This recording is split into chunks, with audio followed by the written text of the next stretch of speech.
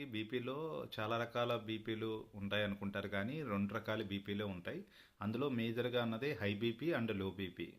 High బీపీలో మనకి ratio అన్నది చాలామందికి ఈ రోజుల్లో కొంచెం ఎక్కువగా టెన్షన్ పడుతున్నా, లేతే ఓవర్‌గా థింకింగ్, ఎక్కువసేపు ఆలోచించినా, అలాగే తినే ఆహారంలో కొంచెం అటు ఇటు అయినా కొంతమందికి బీపీ నార్మల్‌గా ఉన్నది ఒక్కొక్కసారి రేంజ్ పెరుగుతూ ఉంటది. అది నార్మల్ రేంజ్ అవుతే 120/80, కానీ మనకి 150 దాటి వెళ్ళినప్పుడు మీకు హై బీపీలోకి వెళ్తది. అంతేగాని 130, 140 అన్నది కామనే.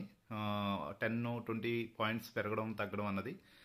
సేమ్ 150 దాటిందంటేనే హై బీపీలోకి మనం కౌంట్ చేసి దాన్ని వెంటనే న్యూట్రల్ చేయడానికి, నార్మల్ తీసుకురావడానికి కొన్ని మెడికేషన్ అన్నది ఎమర్జెన్సీలో వాడాల్సినవి ఉంటాయి.